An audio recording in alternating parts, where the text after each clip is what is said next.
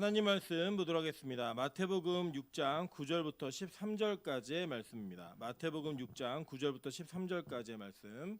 모니터 조금만 올려주세요. 네. 저와 여러분이 한 절씩 교독하고 마지막 절은 합독하도록 하겠습니다. 마태복음 6장 9절부터 13절까지의 말씀입니다. 교독합니다. 그러므로 너희는 이렇게 기도하라. 하늘에 계신 우리 아버지여, 이름이 거룩히 여김을 받으시오며 나라가 임하시오며 뜻이 하늘에서 이루어진 것 같이 땅에서도 이루어지이다. 오늘 우리에게 일용할 양식을 주시옵고 우리가 우리에게 죄 지은 자를 사하여 준 것 같이 우리 죄를 사하여 주시옵고 합독합니다. 우리를 시험에 들게 하지 마시옵고 다만 악에서 구하시옵소서. 나라와 권세와 영광이 아버지께 영원히 있사옵나이다. 아멘. 네, 우리 주변에 있는 분들에게 이렇게 한번 인사하도록 하겠습니다. 주일 아침에 당신의 얼굴 보는 게 오늘의 최고의 기쁨입니다. 네, 우리 함께 얼굴 보는 게 큰 기쁨이었으면 좋겠습니다.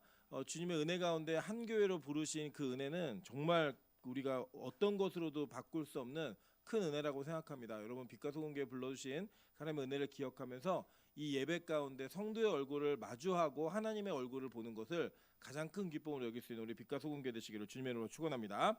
네, 오늘은 마태복음 6장 9절부터 13절까지의 말씀을 가지고 만점 전략이라는 제목으로 하나님 말씀 증거하도록 하겠습니다. 여러분, 우리 배우고 있는 이 마태복음 6장에 등장한 이 주기도문은 하나님께서 우리에게 어떻게 기도해야 되는지를 가르쳐 주신 하나님의 말씀입니다. 그래서 이 땅 가운데 많은 교회가, 특별히 한국 교회는 이 사도신경과 주기도문에 대한 철저한 예배 모범이 규범으로 정해져 있습니다. 그래서 모든 예배 때마다 이 사도신경을 고백하죠.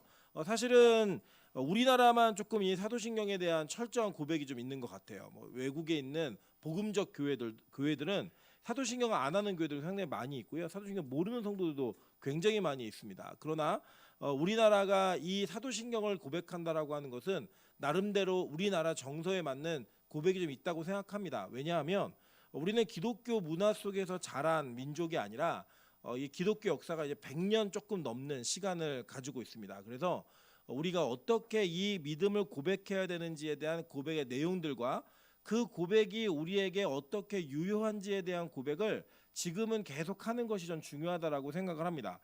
반면에 제가 조금은 문제제기라고 싶은 건 이런 내용입니다. 사실 이 사도신경은 물론 하나님께서 교회를 통해 우리에게 주신 우리의 신앙의 고백이긴 하지만 하나님의 성경 말씀은 아닙니다. 이 말씀을 기초로 하여서 만들어진 내용이긴 하지만 그 자체적으로 성경 구절이 있지는 않습니다. 그죠?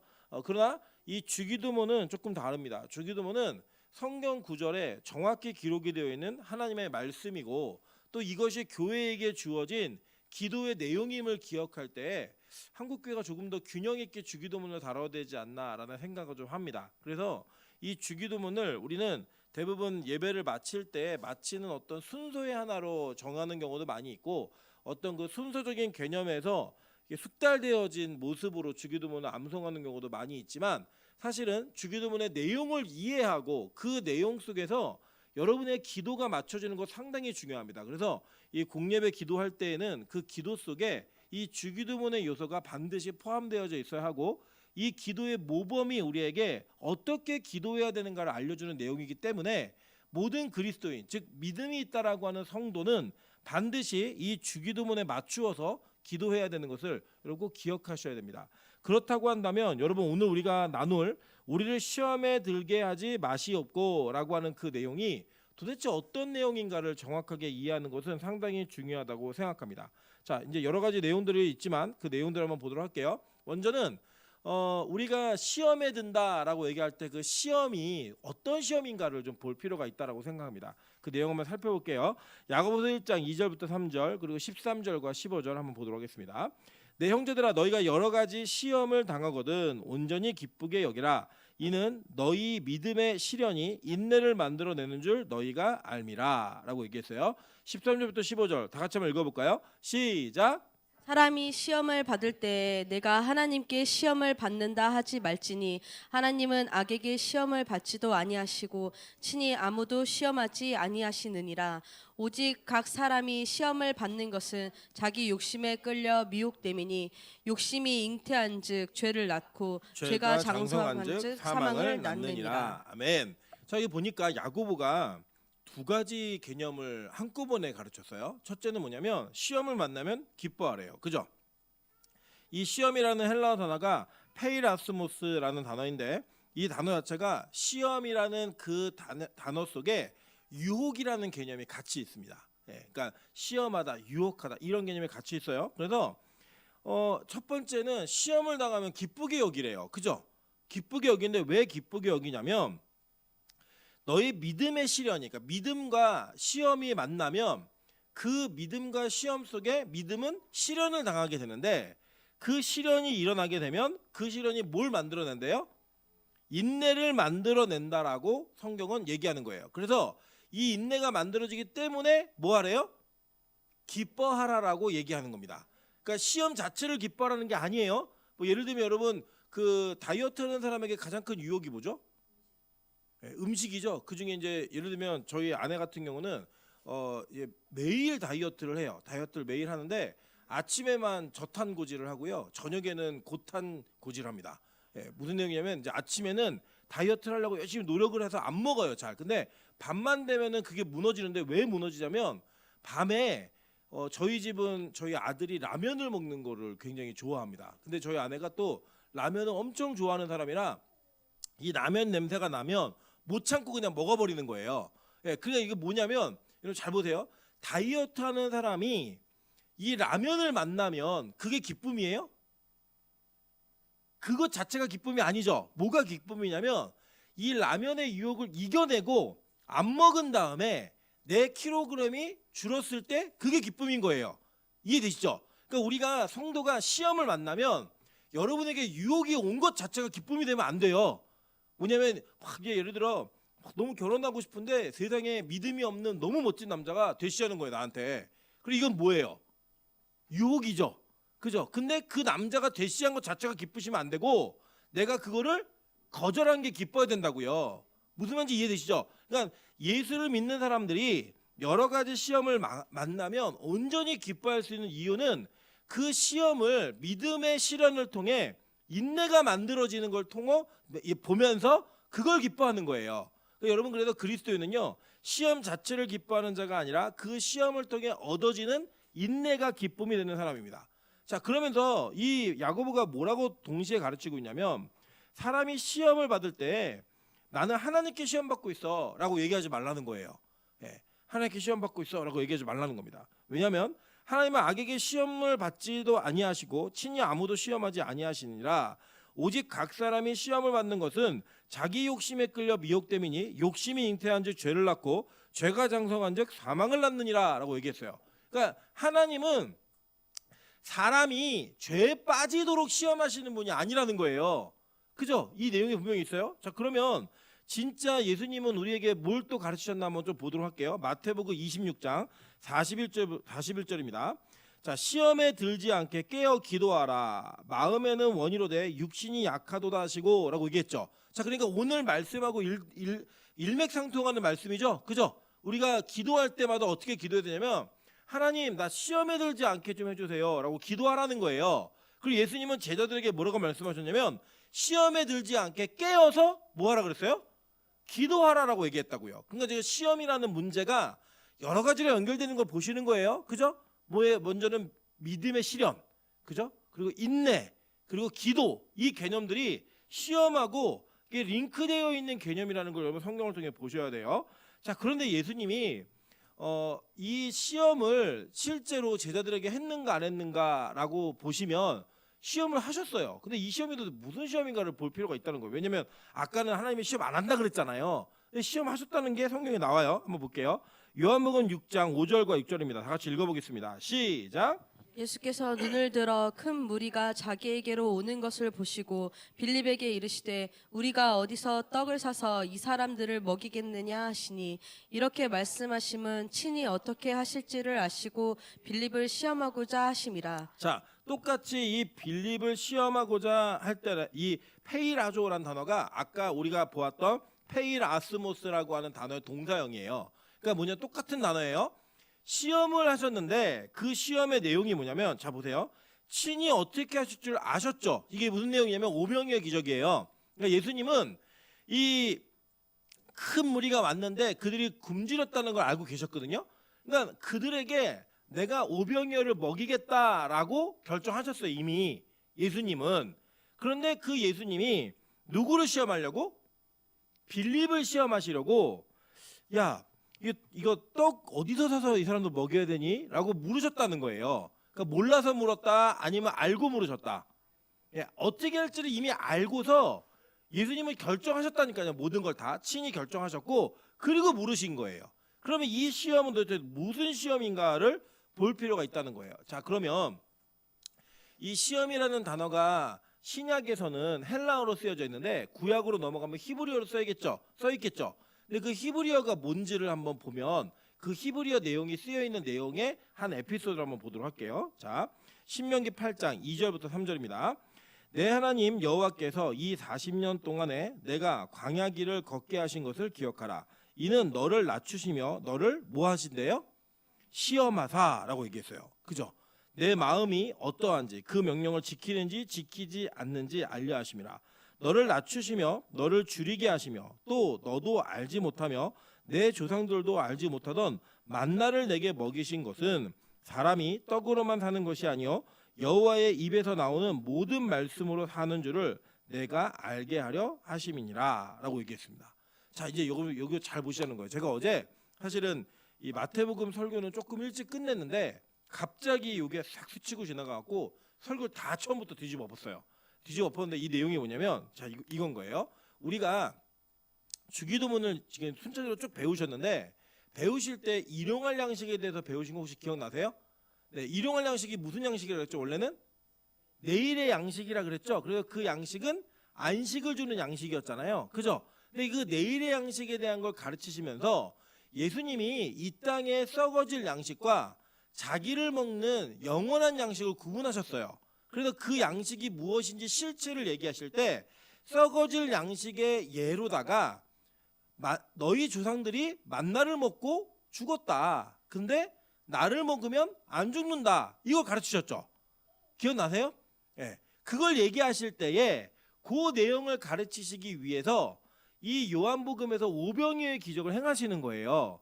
그 오병이어의 기적을 행하실 때에 예수님이 지금 빌립을 시험하시려고 이 얘기를 하신 겁니다. 이 연관성이 있는 얘기라는 거예요. 그러니까 이 주기도문은 각각의 문구가 독립적인 기도의 내용을 하는 게 아니라 그 기도의 내용에 연결돼 있다는 거예요. 즉 일용할 양식을 먹은, 즉 내일의 양식을 먹은 영원한 안식을 먹은 자, 즉 예수를 믿는 자는 남을 용서한다 그랬죠. 그죠? 우리 용서는 내가 못하잖아요. 그죠? 우리 어떻게 하는 거예요? 하나님께 용서받은 자만이 용서할 수 있다고 얘기했잖아요. 그죠? 그러니까 영원한 안식에 거하는 자가 남을 용서할 수 있는 거예요. 그리고 이 안식, 즉 예수를 먹은 자만이 시험에 들지 않을 수 있는 겁니다. 무슨 얘기인지 이해되시죠? 그걸 가르치기 위해서 예수님은 실제로 교보제로 시청각 교육을 하셨는데 그 교육이 뭐냐면 오병이어의 사건의 교육이었던 거예요.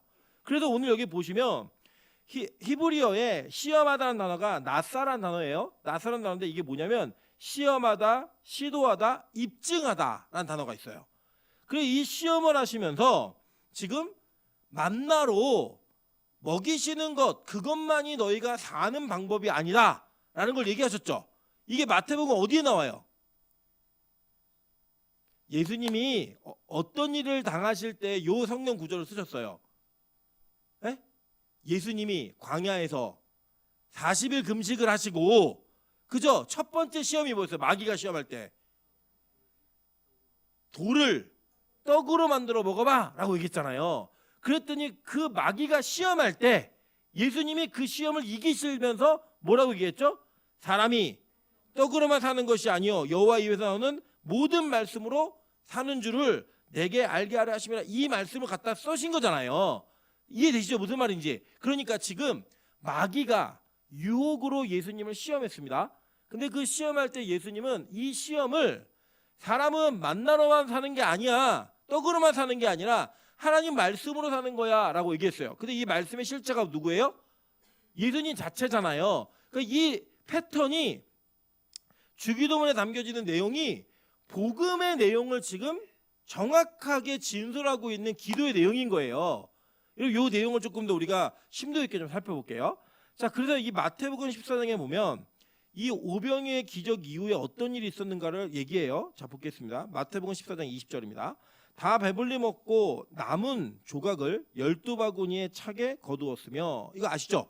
오병이의 기적 행한 다음에 남은 걸 거두니까 12바구니가 나왔는데, 이 남은이라는 헬라어 단어가 페리슈어라는 단어예요.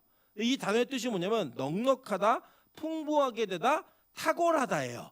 그러니까 뭔가 이전 것과는 다른 탁월함이 풍부하게 남았다는 의미가 있는 거예요. 그러니까 이 떡은 지금 예수님이 오병이의 기적을 통해 주신 떡은 그냥 우리가 먹어야 되는, 배를 채워야 되는 양식으로 해서 떡을 얘기하는 게 아니라는 거예요. 이 내용은 뭔가 그 전에 우리가 알던 떡과는 다른 탁월함을 남기셨다라고 성경은 증언하기 위해 이 단어를 쓰는 겁니다. 그리고 이 단어가 어디에 쓰였냐 보니까 마태복음 5장 20절에도 쓰였어요. 우리가 배우고 있는 산상수훈에도. 내용을 볼게요.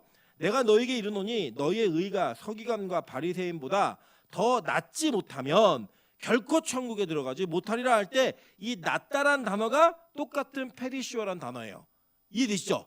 자, 그래 이게 뭐냐면 우리의 의는 서기관들과 비등비등하게 해서 양쪽으로 더 많아야 된다는 의미가 아니고 서기관들과는 전혀 다른 차원의 의를 가져야 된다는 거예요. 바리새인들보다는. 그럼 바리새인들의 지키고 있는 그 의가 뭐였어요? 내 힘으로 내가 말씀을 지키고 윤리도덕적으로 흠이 없는 자가 되는 게 바리새인들의 목표였잖아요. 그 의보다 더 나은 의를 요구한 거예요, 예수님은.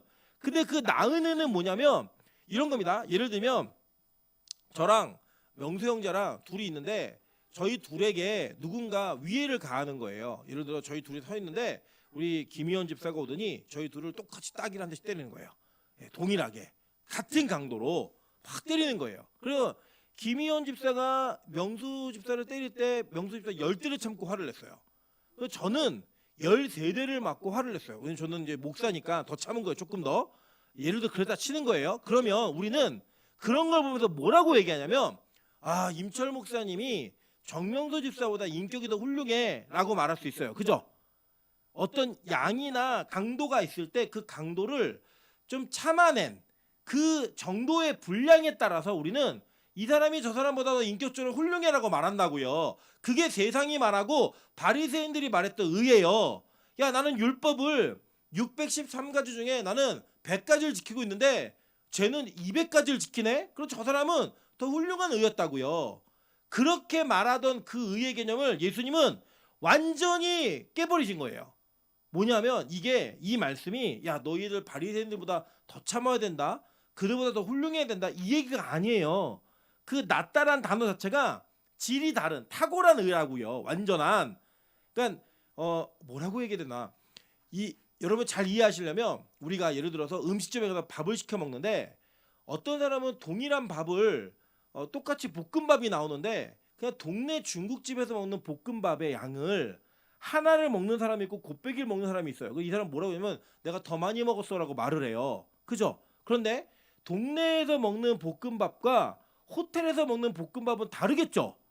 재료도 다르고 동일한 볶음밥인데 이 볶음밥이 가지고 있는 퀄리티는 같다 틀리다. 완전 다르죠. 여러분 더 실감나죠? 소고기 한번 얘기해. 소고기? 미국 소고기하고 한우하고 같아요, 틀려요? 동일한 소인데 퀄리티가 같아요, 틀려요? 완전 다르잖아요. 그런 것처럼 그 다름을 얘기할 때 이 페리시오라는 단어를 썼다고요. 그러니까 우리는 전혀 이 바리새인들과는 다른 의를 가져야 되는데 그 의가 어디에 표현됐냐면 예수님께서 이 땅에 오셔서 너희들 이 땅의 떡이 아니라 하늘의 떡을 먹어야 영원히 살아라고 하는 걸 가르치실 때 남은 떡을 가지고 그 남은 떡이 페리시오라고 얘기하셨다고요. 좀 감이 오세요? 오늘 좀 어렵긴 어려워요. 어려운데 왜 이걸 아셔야 되냐면 시험을 통해서 예수님이 우리가 원하신 게 무엇인가 그거를 이해하시려면 이게 여러분 개념으로 자리 잡히셔야 됩니다. 자, 이제 정리를 한번 해볼게요. 중간 정리. 자, 예수님이 뭐라고 야고보를 통해 우리에게 가르치셨냐면 너희들 시험을 당하면 기뻐하라는 거예요.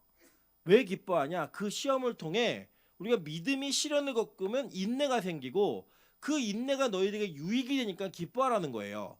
그러면서 말씀을 하시는 게 뭐냐면 그러나 너희가 시험을 받을 때 하나님께 시험 받는다고 얘기하지 말라는 거예요. 왜냐? 우리의 욕심이나 우리가 가지고 있는 죄의 속성을 가지고 시험 받는 건 누구 때문에 받는 거다? 나 자신 때문에 받는 거지 하나님이 그걸 우리를 일부러 그렇게 하시는 게 아니라는 거예요. 이해됐죠? 여기까지는. 그러면서 얘기하신 내용이 뭐냐면 너희들 시험에 들지 않으려면 뭐 해야 되냐면 기도해야 된다는 거예요. 기도를 해야지만 이 시험을 이겨낼 수 있다고 말한 것입니다. 그런데 예수님은 자기가 어떻게 할 줄을 결정해 놓으셨고 그 결정해 놓으신 상태에서 빌립을 시험하셨어요. 그죠? 그 시험하신 내용이 우리가 오병이의 기적의 내용이었던 거예요. 그런데 그 오병이의 기적의 내용과 연결되어진 시험이라도 구역에서 찾아보니까 예수님이 마귀로부터 떡의 유혹을 받으면서 시험 받으실 때 이거 안 먹어도 돼. 우리는 그걸로 사는 게 아니라 말씀 먹으면서 하는 거야 라고 얘기했던 그 내용이 같이 연결되어 있는 거예요. 그러면서 그 떡의 종류와 그 떡이 가지고 있는 의미가 무엇인지를 얘기할 때 페리시오라는 단어를 통하여 이전과는 전혀 다른 차원의 문제를 얘기하셨다고요. 자, 여기까지 잘 따라오셨죠? 자, 그러면 자 볼게요. 요한복음 6장 27절과 28절 한번 보도록 하겠습니다. 자, 썩을 양식을 위하여 일하지 말고 영생하도록 있는 양식을 위하여 하라. 이 양식은 인자가 너희에게 주리니 인자는 아버지 하나님께서 인치신 자니라. 그들이 묻되 우리가 어떻게 하여 하나님의 일을 하오리까? 라고 물어요. 자, 그때 여기 썩을 양식이 헬라어로는 아폴림이라는 단어인데 이게 파괴하다, 파멸시키다. 그러니까 썩을 양식은 뭐냐면 먹고 죽는 양식이에요. 네, 그러니까 이 파멸되다라는 이 의미가 뭐냐면 먹고도 지옥 갈 양식을 위해서 일하지 말라는 거예요. 그러면서 뭘 먹으라냐면 영생하도록 있는 양식을 위하여 일하는 거예요. 수고하고 먹으라는 거예요. 그 양식을 먹으라는 겁니다. 그래서 지금 이 얘기를 하면서 시험과 관련된 내용에 답이 있는 거예요. 그러니까 물은 거예요. 예수님이 정해놓으신 거예요. 자, 이제 너희가 썩을 양식이 아니라 영원한 양식이 뭔지 내가 알려줄 거야. 그리고 오병의 기적을 행할 건데 그 행하는 사람들이 수많은 무리가 오는 걸 보시면서 이걸 결정하시고 빌립에게 물으시는 거예요. 야, 저 사람도 어떻게 해야 떡 사 먹일 수 있겠니? 근데 이 빌립이 대답을 뭐라 하냐면 200데나리온이 있어도 좀 모자랄 것 같은데요. 이렇게 대답을 해요. 계산해요. 이게 뭐냐? 빌립은 썩을 양식에도 못 벗어난 거야 아직. 그런데 그 못 벗어난 자에게도 예수님은 오병이의 기적을 통하여 내가 너희에게 남기는 양식이 무엇인지를 알려주시면서 그 시험을 넘어설 수 있는 답을 주신 거예요. 자, 이게 뭔 말인지 이해가 되셨죠? 답을 주시는 거예요. 이 시험을 넘어서는. 자, 그러면 도대체 이 시험은 우리에게 왜 유익이 된다고 얘기하는 거며 이 믿음의 시련은 도대체 뭐고 그것을 통해 얻어지는 인내는 도대체 무엇인가? 그리고 그 결과가 도대체 뭐지? 라고 하는 내용을 우리 성경을 통해 풀어보도록 할게요. 자, 고린도후서 13장 5절부터 7절입니다. 너희는 믿음 안에 있는가 너희 자신을 시험하고 너희 자신을 확증하라 라고 얘기했어요. 이 시험하다는 단어가 똑같이 페레이라모스라는 단어인데 아까 얘기하는 페레이라조라는 동사형이에요. 시험해라는 거예요. 자기 자신을. 왜 시험하는데 그 뒤에 내용이 뭐냐면 자기 자신이 확증된다는 거예요. 그러면 확증, 이 확증이라는 이 헬라어가 도키마조라는 단어인데 이게 뭐냐면 연단하다예요. 조사하다, 면밀히, 이게 밝히다 이런 단어인데 이게 뭐냐면 자 이거 보세요. 우리가 어떤 그 쇠 대장간에 가면 옛날에 대장간에도 어떤 칼이나 뭐 이런 날카로운 그 쟁기나 이런 것들을 이렇게 연마시킬 때에 뭐 했죠? 때리죠. 땡땡 때리잖아요. 그래서 항상 그 영화나 드라마에서 대장간이 배경이 나오면 항상 무슨 소리가 나냐면 땡땡 때리는 게 나와요. 불에 달궜다가 다시 때리고 또 불에 달궜다가 막 때리고 이러면서 점점점 단단한 칼이나 단단한 연장이 막 나오죠. 그죠? 그게 바로 그거 할 때 쓰는 단어가 도키마조라는 단어예요. 그리고 이건 뭐냐면 계속 연단하면서 그 연단을 통하여 완전하게 순수한 것을 만들어내는 것 이거예요.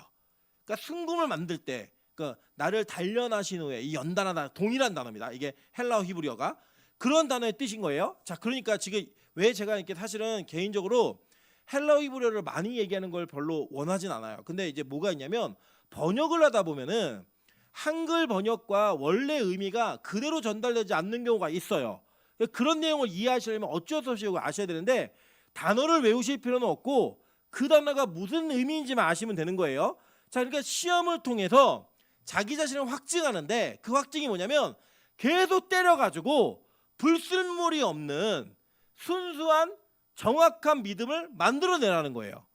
근데 이거는 뭐 때문에 가능하냐면 시험 때문에 가능해진다는 거예요. 자, 이해되시죠? 무슨 말인지. 자, 그래서 이 시험은 하나님께서 누군가가 어떻게 되기 위해서 무슨 결과가 나올까를 알기 위한 시험이 아니라 하나님이 우리 자신이 어느 위치에 있는가를 알게 하는 시험인 거예요. 그래서 이 시험이 연속 되다 보면 내 자신이 어느 위치에 있는지를 알게 된다는 겁니다. 자, 이게 뭐냐면 자 보세요. 우리가 학창 시절에 중간고사와 기말고사를 보셨죠? 그죠? 중간고사, 기말고사. 그러니까 안 보신 분은 한 번도 없을 거예요. 그러니까 시험을 대충 본 분은 계시지만 안 보신 분은 없어요. 그런데 우리가 뭐가 있냐면 항상 시험 때가 되면 그 시험이 진행되는 과정 속에서 두려움이 있어요. 어떤 두려움이 있냐면 야, 내일이 뭐 다음 달이 중간고사다. 다음 달이 기말고사다. 그러면 별로 긴장이 안 돼요. 그죠? 근데 점점점 이 시간이 다가오죠. 다가와서 내일부터 중간고사야. 내일부터 기말고사야. 이럴 때 그 시험에 대한 두려움이 있어요. 내가 몇 점 받을까? 내가 이걸 잘 볼 수 있을까? 물론 공부 안 하고 전혀 걱정이 없는 꼴찌들도 있어요. 내일이 시험이면 야 좋다. 일찍 끝나니까 좋다. 이런 애들도 있지만 정상적이라면 시험은 우리 모두에게 긴장감을 주고 내가 어느 위치에 있는지를 모르기 때문에 갖는 두려움이 있어요. 근데 이건 언제 끝나냐면 시험 점수가 나오는 날 끝나요. 왜냐? 꼴찌는 역시 꼴찌구나 그래 안심해요. 내가 원래 실력이 나왔구나. 그리고 열심히 공부한 사람은 내가 100점 맞았네. 내가 뭐 92점 맞았네. 이렇게 자기 시험을 보면서 안심한다고요. 그래서 시험은 사실은 정해져 있어요. 그 시험 문제는 이미 선생님이 내놨다고요. 그 시험 문제는 정해져 있는데 그 시험을 대하는 시험을 보는 사람들이 그 시험을 보고 나면 내가 어느 위치에 있는지를 알게 되는 거예요. 그죠? 그리고 원래 시험은 누구를 위한 거예요? 원래는 선생님을 위한 거예요? 나를 위한 거예요. 자, 이게 이해되셨으면 요 다음이 이해되실 거예요. 자, 베드로전서 1장 5절부터 9절입니다. 너희는 말세에 나타나기로 예비하신 구원을 얻기 위하여 믿음으로 말미암아 하나님의 능력으로 보호하심을 받았느니라. 그러므로 너희가 이제 여러 가지 시험으로 말미암아 잠깐 근심하게 되지 않을 수 없으나 오히려 크게 기뻐하는도다. 너희의 믿음의 확실함은 불로 연단하여 없어질 금보다 더 귀하여 예수 그리스도께서 나타나실 때에 칭찬과 영광과 존귀를 얻게 할 것이니라. 예수를 너희가 보지 못하였으나 사랑하는도다. 이제도 보지 못하나 믿고 말할 수 없는 영광스러운 즐거움으로 기뻐하니 믿음의 결국 곧 영혼의 구원을 받음이라 라고 얘기합니다. 계속 시험이 이루어지면 자기를 확인하게 된다는 거예요. 그러면 내가 이번 중간고사에 70점밖에 못 받았네. 그럼 평균 80점 만들어야겠다. 그럼 다음 기말고사 때 몇 점 받아야 돼요? 90점. 어려우세요 이게? 자, 중간고사에 70점 받았는데 내가 평균 80점을 만들고 싶어요. 그럼 기말고사 몇 점 받아야 돼요? 90을 받아야죠. 그래야 80점 나오는 거 아니에요. 그러니까 내 위치를 확인하면 그 다음 기말고사에 내가 얼마나 공부해야 될지 안다 모른다. 안다는 거예요. 그래서 시험은 여러분에게 계속 여러분을 연단하게 만드는 도구가 되어서 그 여러분의 믿음을 하나님께서 원하시는 수준까지 만들어가는 방법의 통로로 사용받는다는 거예요. 이해되시죠? 그러면서 시험에 들지 않게 기도하라는 거예요. 시험에 들다라고 하는 건 뭐냐면 시험을 가지고 가는 거예요. 들다란 단어 자체가 나중에 우리 배울 건데 들고 가는데 이 시험을 하나님은 사람에게 하셨어요. 하셨는데 목적은 그 사람이 하나님이 원하는 수준까지 갈 수 있도록 만들기 위해 하시는 거예요. 넘어뜨리기 위해 하는 게 아니라. 즉 아까 야고보가 얘기한 건 뭐냐면 하나님은 여러분이 넘어지게 시험을 여러분에게 넘어지도록 하게 하시는 게 아니라는 거예요. 여러분 어떻게 하시기 위해? 연단하시기 위해. 믿음의 시련을 주셔서 연단되어져서 여러분이 인내를 갖게 하기 위해. 인내는 믿음입니다. 믿음. 견디는 거예요. 믿음. 여러분 이게 이런 게 있죠. 우리 그 춘향이를 읽어보시면 이몽룡이 춘향이한테 약속을 하고 가죠. 그죠? 어떻게 약속하죠? 내가 반드시 금이환양할게. 그죠? 장원급제에 가고 금이환양 그러고 갔어요. 연락이 있었어요? 없었어요? 없었죠. 근데 춘향이가 이몽룡을 믿었어요? 안 믿었어요? 믿었죠. 안 믿었으면 여러분 사또가 마을에서 얼마나 높은 위치인지 아세요? 사또가 수청을 들라 했을 때 이몽룡 안 믿었으면 그냥 수청 들고 권력에 그 옆에 서가지고 다 누리면 돼요 그냥. 근데 춘향이는 이몽룡을 믿었어요 안 믿었어요? 믿으니까 그걸 거절하고 감옥에 가도 견뎌요 안 견뎌요? 인내하죠. 믿음과 인내는 같은 개념이라고요. 그래서 견디는 거예요. 이게 못된 믿음으로. 그러니까 그 믿음이 있어야지만 하나님의 약속하심을 인내하며 기다릴 수 있는 거예요. 이해되셨죠? 자, 이 사건이 구약에 정확하게 드러난 사건이 나옵니다. 한번 볼게요. 창세기 22장 1절부터 5절, 12절부터 17절입니다. 자, 볼게요. 그 일 후에 하나님이 아브라함을 뭐 하시려고? 시험하시려고 그를 부르시되 아브라함 하시니 그가 이르되 내가 여기 있나이다. 여호와께서 이르시되 내 아들 내 사랑하는 독자 이삭을 데리고 모리아 땅으로 가서 내가 내게 일러준 한 산 거기서 그를 번제로 드리라. 아브라함이 아침에 일찍 일어나 나귀의 안장을 지우고 두 종과 그 아들 이삭을 데리고 번제에 쓸 나무를 쪼개어 가지고 떠나 하나님이 자기에게 일러주신 곳으로 가더니 제3일에 아브라함이 눈을 들어 그곳을 멀리 바라본지라. 이에 아브라함이 종들에게 이르되 너희는 나귀와 함께 여기서 기다리라. 내가 아이와 함께 저기 가서 예배하고 우리가 너희에게로 돌아오리라 하고 라고 얘기했어요. 자, 하나님이 아브라함을 시험하셨죠. 시험하셨는데 무슨 시험을 했냐면 사랑하는 독자 이삭을 바치라는 거예요.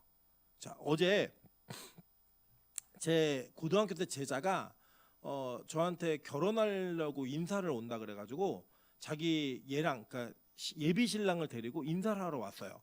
근데 이 고등학교 때 이 아이는 제가 한 2년 전까지만 해도 너 시집 안 가니 그랬더니 자기는 독신으로 살 거래요. 비혼주의자였는데 결혼을 하겠다고 남편감을 데리고 온 거예요. 그러면서 이게 제가 이제 저희 아내하고 찬이하고 셋이 나가고 봤는데 찬이도 시집을 보낸다는 그런 뉘앙스로 얘기하길래 저 얘기했어요. 나 찬이 시집 안 보낼 거라고. 저는 이렇게 예쁜 딸 어떻게 보내냐고. 그 저희 장모님이 또 무슨 얘기하다가 찬이 시집 가야 된대요. 나 시집 안 보낼 거라고. 이렇게 예쁜 딸을 어떻게 보내냐고. 그랬더니 막 웃으시면서 배신당할 걸 그러시는 거예요.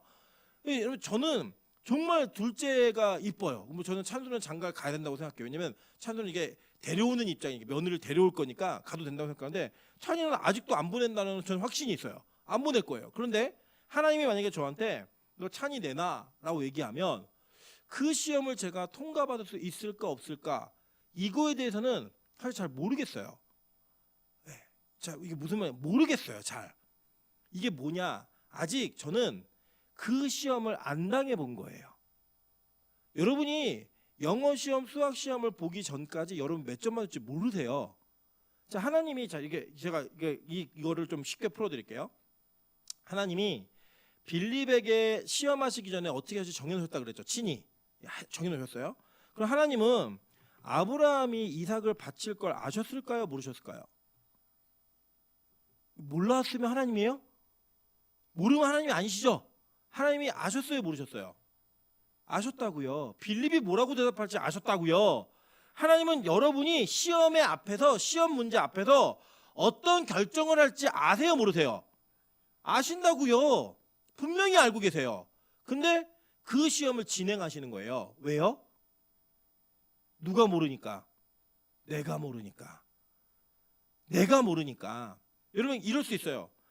나는 자식 바칠 수 있어 라고 얘기했는데 진짜 그 시험이 오면 못 바치는 사람이 있고요. 아우 나는 못 바쳐 그러는데 그 시험이 오면 바치는 사람이 있어요. 이해되세요? 무슨 말인지? 평소에 못할 것 같은데 시험이 오면 그걸 하는 사람이 있고요. 평소에 할 것 같은데 시험이 오면 못하는 사람이 있다고요. 예수님 비유에도 나오잖아요. 야 일하러 가자 그랬더니 큰아들은 아 갈게요 이래놓고 안 가요. 작은아들은 아유 나 안 갈래요 이래놓고 가요. 그러니까 실제로 시험은 하나님을 위해 있는 게 아니에요. 하나님이 내 새끼 많이 컸네 이걸 확인하려고 있는 게 아니라 누구 때문에 있는 거예요? 나 때문에 있는 거예요. 하나님은요 아브라함이 이삭을 바칠 걸 이미 알고 계셨어요. 그래서 거기에 숫 양도 준비해 놓으셨고 여호와 이레라는 고백을 준비해 놓으셔서 그 고백을 통해 예수 그리스도가 오실 길을 예비하신 거예요. 그런데 아브라함을 시험하셨어요. 뭐라고 시험했냐면 야 너 사랑하는 독자 이삭 좀 바쳐봐 라고 얘기하셨고 바치고 나니까 하나님 뭐라고 얘기하시냐면 되게 재밌어요. 볼게요. 12절부터 17절 자 한번 읽어보겠습니다. 그 뒤에 시작. 아이에게 내 손을 대지 말라. 그에게 아무 일도 하지 말라. 내가 내 아들 내 독자까지도 내게 아끼지 아니하였으니 내가 이제야 내가 하나님을 경외하는 줄을 아노라. 아브라함이 눈을 들어 살펴본즉 한 순양이 뒤에 있는데 뿔이 수풀에 걸려 있는지라. 아브라함이 가서 그 순양을 가져다가 아들을 대신하여 번제로 드렸더라. 아브라함이 그 땅의 이름을 여호와 이레라 하였으므로 오늘날까지 사람들이 이르기를 여호와의 산에서 준비되리라 하더라. 여호와의 사자가 하늘에서부터 두 번째 아브라함을 불러 이르시되 여호와께서 이르시기를 내가 나를 가리켜 맹세하노니 내가 이같이 행하여 내 아들 내 독자도 아끼지 아니하였은즉 내가 내게 큰 복을 주고 내 씨가 크게 번성하여 하늘의 별과 같고 바닷가의 모래와 같게 하리니 내 씨가 그 대적의 성문을 차지하리라. 아멘. 자 보세요. 여기에 중간에 제가 여지껏 말한 거와는 전혀 다른 문장이 하나가 있어요. 무슨 문장이냐면 내가 이제야 내 하나님을 경외하는 줄을 아노라 라고 얘기했었어요. 그 마치 이게 하나님 모르신 것 같죠. 그죠? 이전까지는. 그런데 잘 보세요. 자 이게 제가 이게 논리적으로 한번 설명해 볼게요. 자 보시면 하나님이 아브라함이 이삭을 바치고 난 다음에 야 내가 원래 너 다 할 줄 알았어 이렇게 얘기하시면 하나님께서 그걸 아셨다라고 얘기하는 과정 속에서 하나님이 아브라함을 불러서 아브라함을 만드시는 모든 과정 속에 아브라함의 공로가 있어요 없어요? 없는 거죠. 그죠? 하나님 다 만들었으니까. 그러니까 실제로 없어요. 우리의 공로는. 그런데 하나님은 우리에게 이런 방식으로 우리를 인정해 주시는 분이 아니라 이런 거예요. 하나님 모른 척, 모르는 척, 몰랐던 것처럼 야, 너 대단하다 라고 얘기하면서 그 사람이 하나님께 어떻게 사용받을지에 대한 복을 그걸 통해 주시는 거예요.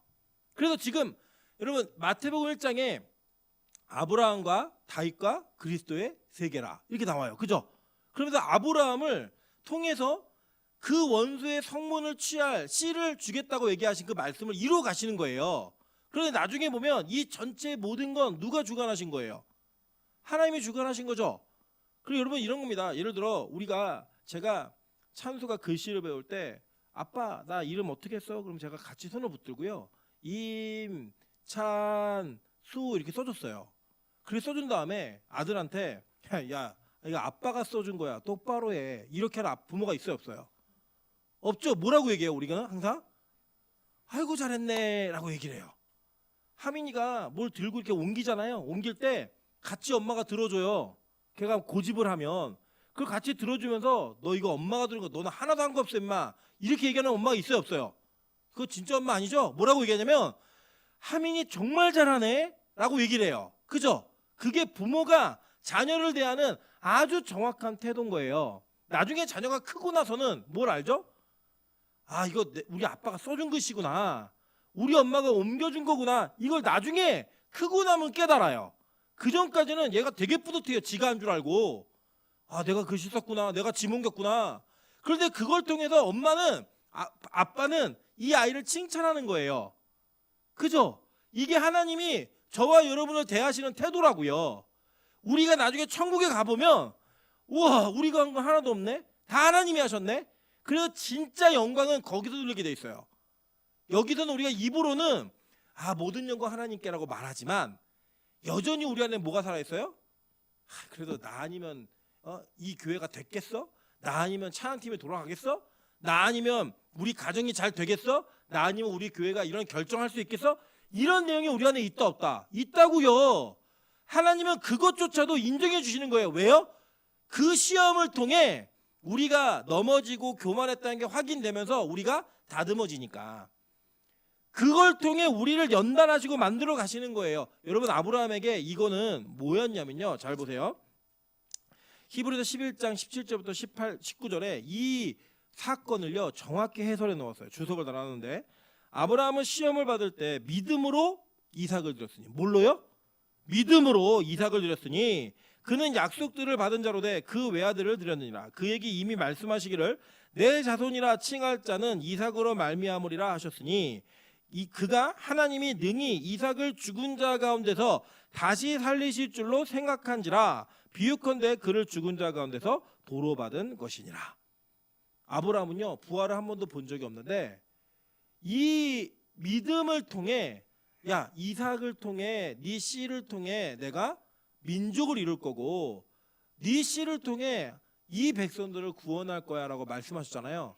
그걸 믿은 거예요. 그걸 믿으니까 그 믿음으로 자기 자녀를 죽일 수 있을 자리까지 가는 거예요. 그게 뭐였어요? 믿음이었다고요. 그 믿음이 언제 확인됐냐? 이 시험 받을 때 확인된 거예요.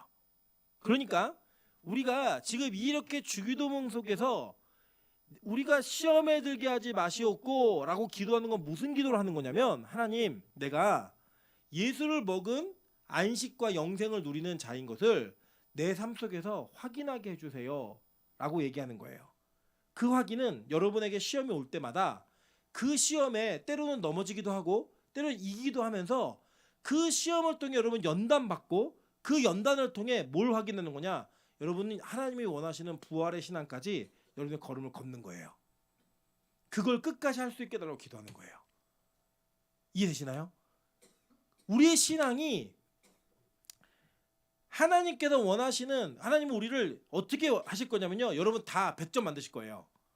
여러분 만점 받을 수 있도록 하나님 계획해 놓으셨어요. 어떻게 하실지도 모든 걸 다 결정해 놓으셨어요. 그런데 여러분이 40점일 때도 50점일 때도 60점일 때도 하나님 여러분 시험하세요. 계속. 왜요? 내가 40점밖에 안 되는구나. 내가 50점밖에 안 되는구나. 내가 60점이네. 70점이네. 이거를 확인하게 하시기 위해서.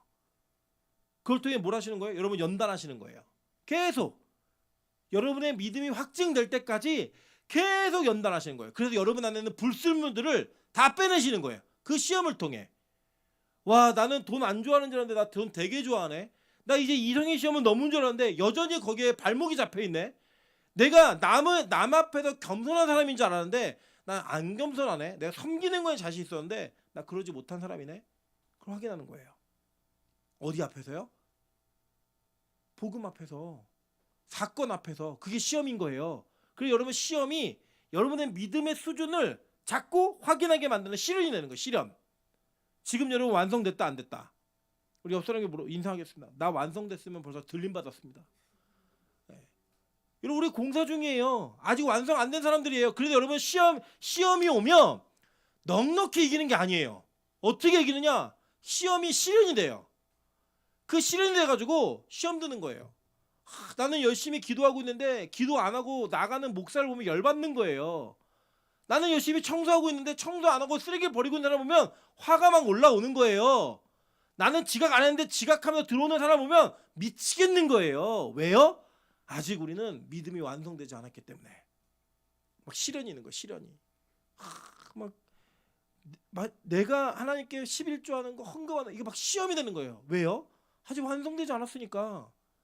그 시험이 계속 오면서 여러분은 뭘 확인하냐? 내 위치를 확인하는 거예요. 내가 이 시험이 오면 넘어질 수밖에 없는 자이구나. 내가 이 시험이 오면 내가 그 시련 때문에 인내하지 못하고 폭발할 수밖에 없는 사람이구나. 근데요, 이런 거예요. 하나님이 여러분에게 감당할 수 있는 시험만 주세요. 아멘? 감당할 수 있는 시험만 주신다고요. 그러면 감당할 수 있는 시험만 주신다는 건 뭐냐면, 여러분 때로는 넘어지기도 하고 이겨내기도 하고 아직까지도 왔다 갔다 하시지만 그게 끝이다 아니다? 아니라는 거예요. 자, 우리가 운전면허 시험 보다가 떨어지면 어떻게 해야 돼요? 제 친구가 대학교 2학년 때 운전면허 시험 보러 갔다 떨어졌어요. 그때 뭐라고 얘기하냐면 하나님 뜻이 아닌 것 같대요. 자기 운전면허 시험 보는 게 뭐였다는 게 하나님 뜻이 아닌 것 같아요. 제가 그랬어요. 야, 연습을 해. 연습 열심히 하고 지금 운전 잘하고 다녀요. 그리고 우리는요, 뭔가 하나 딱 넘어지면 아유, 아닌가 보다 딱 포기를 해버려요. 근데 하나님이 여러분의 감당할 수 없는 시험을 안 주시잖아요. 그거 무슨 얘기냐면 그 넘어짐조차도 여러분에게 유익이 되기 때문에 하나님 허락하신 거예요. 그 다음을 넘어설 수 있는 걸음을 걷게 하시기 위해. 여러분 예를 들어 운전면허 시험 하는데 3점 차이로 떨어졌어요. 그럼 다음에 시험 보고 싶어요? 안 보고 싶어요? 봐야겠다는 생각이 들죠. 80점이 커트라인, 70점이 커트라인인데 빵점 맞았다? 이 사람은 소망이 없어요. 근데 67점, 68점 이래요. 그럼 어떻게 돼요? 다시 봐야죠. 여러분이 넘어지는 시험은 그 정도의 시험이라는 거예요. 시험에 들다 이거 뭐냐? 시험을 가지고 가는 거예요. 가지고. 그러니까 이 헬라어로는 에이스페로라는 단어인데 그냥 가지고 들어가다, 데리고 들어가다 이런 뜻이에요. 제가 예를 써놨어요. 안 읽으셔도 돼요. 이거는 그냥 안 읽어도 되고 성경 여러분 눈으로만 보셔도 되는데 아예 가지고 들어가는 거예요. 그러니까 시험거리를 안고 사는 거예요. 그냥 아예 이런 사람은요, 아예 넘어진 거예요. 그냥. 근데 그 순간에는 넘어진 것 같지만 싹 이겨내요. 그거 넘어서요. 그럼 그 시험은 여러분에게 뭐다? 연단이라는 거예요. 연단. 그래서 시험에 들지 말게 해주세요라고 하는 여러분의 그 기도는 하나님 이 시험을 통해 내가 성장할 수 있게 도와주세요. 믿음이 커지게 도와주세요. 라고 하는 기도라고요. 그래 여러분에게 시험이 있다 없다? 있다고요. 여러분 어려운 문제가 있잖아요. 이거 감당 못할 것 같은 문제가 여러분 앞에 막 있을 때마다 여러분 그 기도의 시간을 통해 인내심이 커지고요. 믿음이 커지는 거예요. 나 하나님 믿으니까, 나 하나님 반드시 나를 천국 데려가실 거니까, 하나님 날 반드시 원하시는 자리까지 이끌어 가실 거니까 지금의 이 시련은 나를 망하게 하는 게 아니야. 나를 파멸시키는 게 아니야. 나는 영원한 양식을 먹은 자이기 때문에 지금 이거 견뎌낼 수 있어. 지금 이거 이겨낼 수 있어. 넘어설 수 있어. 그러면서 하나님이 우리에게 그 기도를 시키시는 거예요. 왜요? 그 기도만 가지고 이겨낼 수 있다라고 얘기하니까. 아까 얘기했잖아요. 우리 다시 한번 읽어볼까요? 마태복음 26장 41절. 마태복음 26장 41절 읽겠습니다. 시작. 시험에 들지 않게 깨어 기도하라. 다시요. 시작. 시험에 들지 않게 깨어 기도하라. 마음에는 원이로되 육신이 약하도다 하시고. 자, 뭐 하래요? 그래서 기도하라는 거예요. 그래서 이 기도가 뭐예요? 주기도문. 너희는 이렇게 기도하라 라고 얘기할 때 뭘 기도하라는 거예요? 시험에 들지 않도록 깨어서 기도하라는 거예요. 하나님, 내가 지금 어려운 문제가 있어요. 마음에 어려운 문제가 있고요. 삶에 어려운 문제가 있고요. 환경에 어려운 문제가 있는데요. 이 문제 때문에 넘어지지 않게 나 좀 도와주세요. 예수님 아세요? 우리가 마음은 원하는데 육신이 안 돼갖고 못하는 걸 아신다고요. 여러분 어느 누구도 시험에 들고 싶은 사람은 없어요. 근데 그게 상처가 되고 시험이 되는데 어떻게 해요? 그냥 그걸 걷고 뭐 하라는 거예요? 기도하라는 거예요. 그럼 어떻게 된다는 거예요? 이겨낼 수 있다는 거예요. 극복해낼 수 있다는 거예요. 그리고 그 이겨냄과 극복을 통해 뭐가 이루어지냐면 여러분 안에 연단됨으로 믿음이 더 순수해지는 정금처럼 나오는 은혜가 보여지게 된다는 겁니다. 이걸 기도하라는 거예요. 여러분 우리는요. 제가 이게 한국 사회가 위험하다고 느끼는 것 중에 하나가 뭐냐면 실패한 사람에게 기회가 없어요. 한 번 실패한 사람에게 기회를 주지 않아요. 예를 들면 아주 미국에는 좋은 제도가 있는데 사업을 하다가 대출 받아서 사업하다가 실패한 사람들에게 다시 대출을 해주는 제도가 있어요. 근데 이 제도는 이 한 번 대출 받은 사람이 실패를 하고 다시 대출을 받잖아요. 정말 초저금리예요. 근데 이거는 실패한 사람에게만 줘요. 그래서 이 사람이 재기할 수 있도록 기회를 주는 거예요. 근데 한국 사회는 이런 시스템이 없어요. 한 번 실패하고 넘어지면 끝이에요, 그 사람이. 여러분 우리 교회 안에서 우리 믿음의 지체들 가운데 어떤 사람은 하나님이 주시는 시험 속에서 그 시험의 어려움이 잠깐 통과되지 못하고 넘어지는 지체가 있을 수 있어요. 그죠? 그러면 우리는 그 사람을 바라보면서 어떻게 생각해야 되냐면 아, 쟤 끝났네 라고 생각하시면 안 돼요. 뭐예요? 지금 믿음의 시련을 통해 성장하고 있는 중인 거예요. 우리는 아이가 걷다가 넘어지면 지금 보면 우리 호별이나 우리 하민이는 걷다가 넘어져요. 넘어진 아이를 보고 넌 끝났어라고 얘기하는 부모는 없어요. 넘어진 아이. 제가 지난번에 보니까 우리 하민이가 넘어졌는데 엄마가 안 일으켜줘요. 쳐다보고 있는 거예요. 재밌어서 그랬는지 모르겠지만 쳐다보고 있어요. 근데 왜 쳐다보고 있죠? 일어나서 걸으라고. 일어나서 걸으라고. 왜요? 엄마의 목적은 이 아이가 혼자서 걷는 데까지 이 아이를 돌봐주고 키워주는 게 목적이지, 이 아이의 손을 붙들고 평생 엄마 손 붙들고 걷게 하는 게 목적이 아니거든요. 그래서 그 넘어짐을 지켜보면서 응원하는 거예요. 일어나. 할 수 있어. 걸을 수 있어. 그게 우리가 기도하면서 나를 바라보고 남을 바라봐야 되는 그런 이유이고 목적이라고요. 저는 우리 빛과도 교회의 모든 성도가 언제든지 실패할 가능성이 있다라고 좀 믿습니다. 저 자신도 마찬가지예요. 저도 실패할 거라고 좀 믿어요. 그러나 저는 그 실패가 파멸이 아니라고 동시에 믿습니다. 우리 교회의 성도들이 실패할 수 있지만 그게 파멸이라고 저는 믿지 않습니다. 그 뒤에 반드시 그 다음에 성공의 걸음이 있다라고 전 믿어요. 그래서 지금 여러분을 앞으로 하나님 만드실 그 자리에까지 그 기대감을 가지고 보는, 그 눈으로 바라보는 인내가 저에게 생기고 있는 거예요. 마찬가지예요. 우리 옆 사람 바라보면서 그렇게 바라보셔야 되는 거예요. 우리 옆 사람에게 인사하겠습니다. 내가 많이 참아주고 있어. 진심으로 하셔야 돼요. 진짜 내가 많이 참아주고 있어. 내가 많이 기대하고 있어. 왜요? 우리는 시험에 들지 않게 기도하고 있기 때문에. 여러분, 그 기도가 우리 안에 있어야 된다는 거예요. 요한일서 5장 4절부터 5절에 이렇게 얘기합니다. 무릇 하나님께로부터 난 자마다 세상을 이기느니라. 세상을 이기는 승리는 이것이니 우리의 믿음이니라. 여러분, 세상을 우리가 어떻게 이겨요? 못 이겨요. 뭘로 이겨요? 믿음으로 이겨요.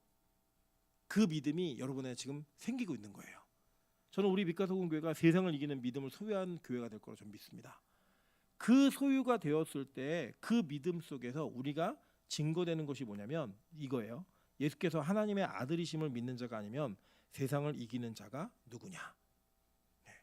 예수를 믿음으로 우리 그 싸움을 이겨낼 거예요. 우리 교회는 목사가 훌륭해서, 교인이 훌륭해서, 교회가 멋있어서 그런 거 전혀 없어요.